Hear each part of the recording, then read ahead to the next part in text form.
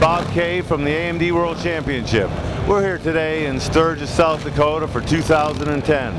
I have with me John from RoosteR Custom Cycles, and one of the best parts of the AMD Custom Bike Show is their focus on engineering. And what Robin originally had hoped is actually seen in this particular bike and entry in a production class.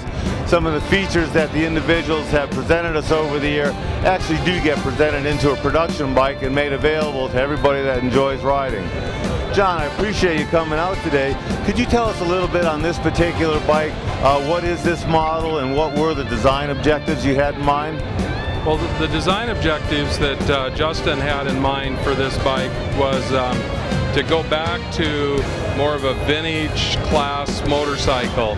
And so for us, it was a complete departure of what our normal bike building was, and we departed back to something in the older vintage line, and then tried to incorporate a bunch of new ideas and features into that. One of them being to use a complete stainless steel frame in this build, and then carry that into this vintage cycle. The other thing you can see we did here is we used flathead power. So we used an S&S P-Series engine, and gave us the pan head effect here, and we went with a Baker kickstart type transmission, so that we would have that older vintage setup. Even though the bike still functionally has an electric start in it, it has the kickstart also to give it that vintage deal. Then what we did is to incorporate some other new technology into this motorcycle. We designed a whole new front end line that will come out in our first performance line, and it's called the New School Vintage. And it is, you can see that we carried the stainless steel theme through to it. This product will be available also in regular steel, but it is a complete different looking front end, where it's a monoshock type design up here on the front side. And to keep the vintage stuff in mind, we used a lot of antique brassing on the motorcycle as accents. And so, the covers on the engine and the tail light, and then the antique brassing on the springs. So we kind of carried that look throughout the whole motorcycle. So it was kind of a departure from our original designs and builds, which were all modern type stuff, and we tried to blend some vintage and modern technology together to build this motorcycle. So, and hopefully everybody likes it. Well, I don't think there's any question about everybody liking this, John, and you certainly have achieved that vintage look. Though I noticed, you've kind of had a little departure from the standard Sportster type of tank we're used to seeing. What did it come up to take up with this unique tank design, and how's that made?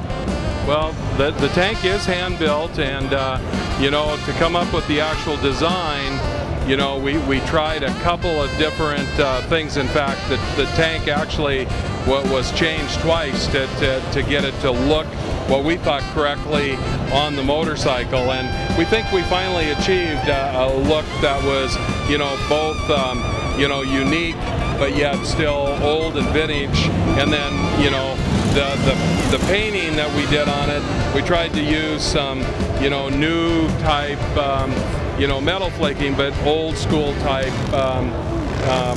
pinstriping and stuff back to the older days.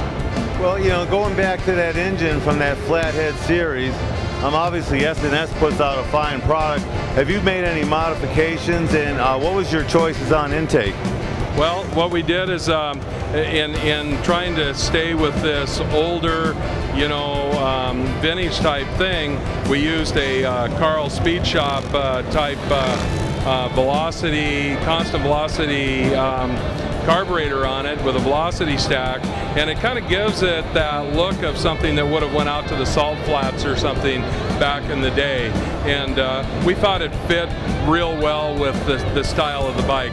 But again, that's something that we could put a standard or modified type carburetor on that would be more streetable for everyday use. So Well, you know, looking at this front end, I mean, I absolutely love the stainless steel and the way that flows through, especially where you've been kind of consistent in tubing diameters. Just makes for a really nice look. Very untraditional type of neck, though, as opposed to your normal handlebar mining. Must have had a lot of time involved in the engineering and the proving out of that front end. We did. We had a lot of time and a lot of changes that happened in the front end design. You know, we started out with certain types of splines and things that we were using, and you know, tightening methods for the product, and you know, it just evolved through the engineering process and R&D work, and you know, to come up with the final product. And that product will also then now be sold to other people and other builders under the First Performance line. So we're really excited about it. It gives someone some other options, things that haven't been seen, you know, around very often. So we're excited about it. Good reason to be excited. Now, you know, people big in the production class are probably interested when they can pick up one of these. Is this still in the prototype stage, or is this a production available, and how long would it take somebody to get one?